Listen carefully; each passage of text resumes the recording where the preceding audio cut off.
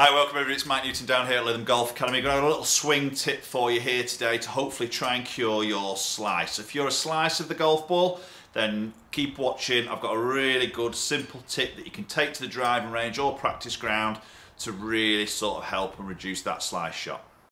So obviously to create a slice there's a number of factors that happen to create that ball to move left to right through the air and obviously finish way right of targeting for a right-handed golfer obviously. So swing path is one of them, and obviously club face position is the other in relation to that path. Now, this drill is going to focus mainly on, well, purely on swing path here. So obviously there is an element of club face to weigh into the equation here, but this drill is purely to work on path because obviously for a right-handed golf slice of golf ball, we generally see that path work out to in, so left of target, and then the face is open to that. So first thing we're going to really work on here is trying to get this club face the path working a lot squarer into the target coming through that impact.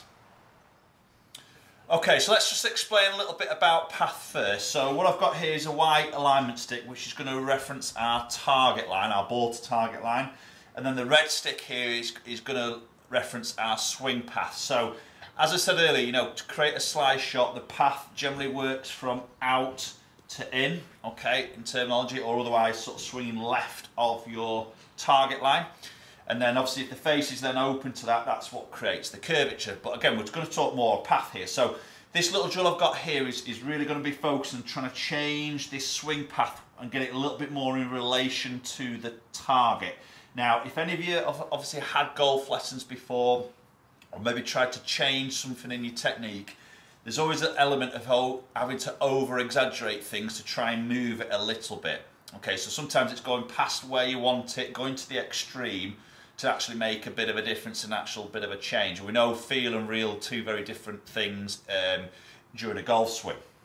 So what I'm going to do here, to give you a bit of a visual here, and obviously this change of swing path is very much from the top of the swing and how you transition and make that downward motion, but this is very much of a visual as you look down at the golf ball. So I've got two golf balls here, a yellow one and a white one, and what I'm going to do here is, obviously you've got the ball that you will be hitting, but I'm going to place the white one on the target line, okay, and then I'm going to place the yellow one on the inside of this line. So that is basically going to help us to take the club back on the white ball, so square club takeaway movement basically, and then the downswing we're then trying to work the club over the yellow ball. So you can see that is going to help us to change the path more, again talking exaggerations here, but more in to out, and obviously not going out to in. Okay, now obviously as we position these balls, we've got these balls far enough back that the club isn't actually going to hit obviously the golf balls, but they're obviously in that eye line there, and you'll see these in the corner of your eye.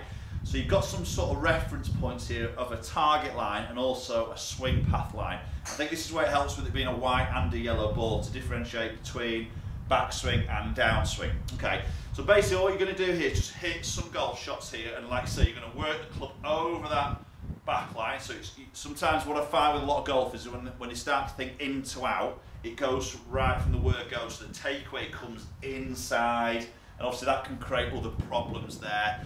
And lack of room and all sorts happen. So we still want to keep this club working square back from that target. So that's where it go over the white ball, and then the downswing, and then trying to work it on this inside yellow ball. So what that actually does to the downswing or the transition at the top is it actually starts you to keep the club behind you, maybe that little softening of the shaft here, which helps you to deliver it over this yellow ball. So obviously most golfers will go what we would call over the top, or the hands work out in front of the body, which effectively that yellow ball, you know, the club would be coming from the other side of the target line, which is your out to win. Okay, and obviously we don't want to do that. So we're going to position that ball there. Okay, we're going to hit some shots here, and then we're going to work that club over that yellow, white ball, and down swing is over that yellow ball.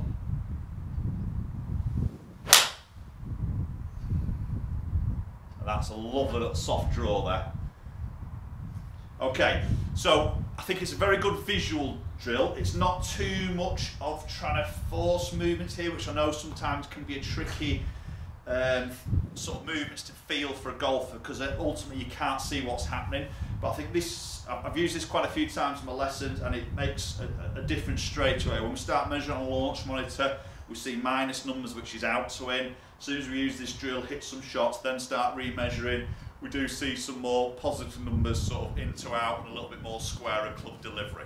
Okay, and that will help striking, obviously ball flight and straights of your goal shots. Now, as I said earlier, there is also a point here of what your club face is doing, okay, which is obviously as important as the path. So if you were to do this and the ball sort of goes off to the right, then chances are your face is open, so then you're going to have to do something about this club face. But this video really is just to really help with path number here, path delivery, and obviously getting that club working a little bit more squarer into that golf ball.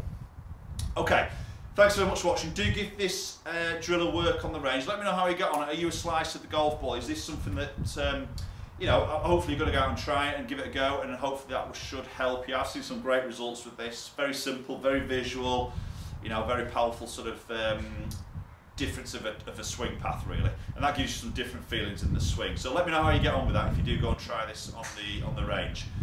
Thanks very much for watching. Do appreciate you watching the videos. Obviously hit that subscribe button, which will be somewhere up there. Very much appreciated, and hopefully we'll catch up with you all very soon.